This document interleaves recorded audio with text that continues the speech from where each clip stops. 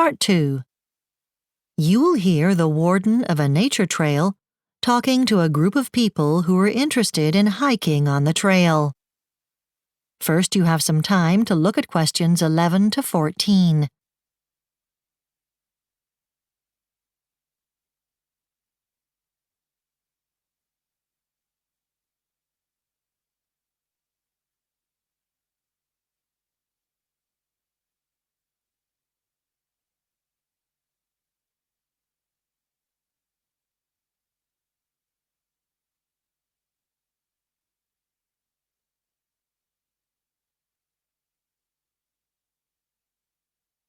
Now listen carefully and answer questions 11 to 14.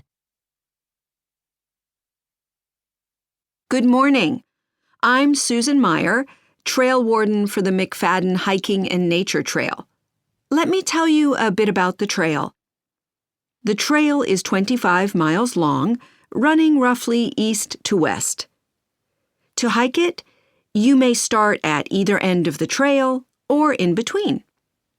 You can hike the whole length of the trail or just a couple of miles because there are 20 entry points along the trail, each connected to public roads by short paths. For hikers coming from Johnson City, there's a shuttle bus to each of the 2 endpoints every morning and evening. And 4 of the entry points have a free car park with television camera surveillance. At 1-mile intervals along the trail, there are rest stations providing picnic areas, water, toilets, and places where you can recharge your electronic devices. In response to a poll of walkers last year, we've recently installed kiosks at each rest station with clear, easy-to-follow maps and other trail information. There are several distinct sections of trail. The Red Rock Walk offers a superb opportunity to study a huge variety of vegetation along the way. There's lots to look at, though you can't see great distances. Birds are actually hard to spot. But with a pair of binoculars and at certain times of day, you may see some rare varieties. The Riverwalk comprises about 5 miles of trail winding along the bank of the Mulder River. Personally, I prefer this section of the trail in winter. The river does freeze over, and the snow can accumulate, but that doesn't always discourage visitors. Sometimes, though, if the weather conditions are really unsuitable, we might have to close this walk to the public. But often it can get crowded with hikers who've discovered the attraction of the area. Before you hear the rest of the talk, you have some time to look at questions 15 to 20.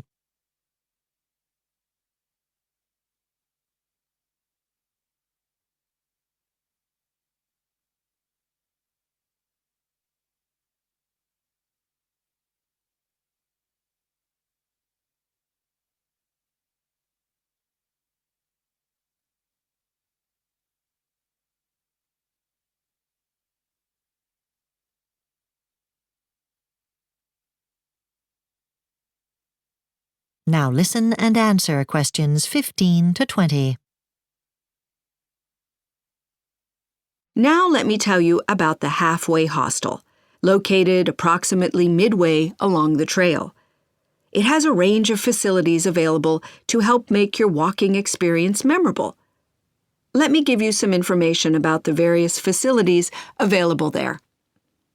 Of course, there are beds in dormitories for use at a very reasonable $7 per person, weekdays or weekends. Unfortunately, we found that pre-booking beds just didn't work, so now we allocate them as people arrive, but we have extra cots and sleeping bags to help with any overflow.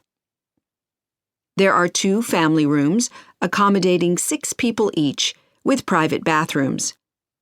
They're $35 per room, and for them you will need to make arrangements ahead of time as they're very popular, especially at the weekends.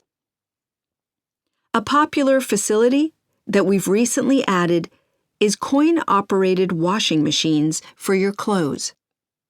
You can get awfully wet and dirty if you're walking the trail in bad weather, and since we got these machines, you can put on clean gear when you set out in the morning. The hostel serves 2 meals a day, breakfast at $4 and dinner at $8. The same for adults and kids. There's always a vegetarian and a non-vegetarian option, depending on your preferences. We do ask you to give a hand with serving and cleaning up after meals. We have plenty of showers and unlimited hot water available, so you can have this luxury at no charge, and you can enjoy it as long as you like. Now, some people like to spend time on the trail on mountain bikes and maybe take a bit of a rest from all that walking, and that's permitted as long as you observe basic safety rules. The hostel's in the process of creating a bike rental scheme, which should be up and running next year.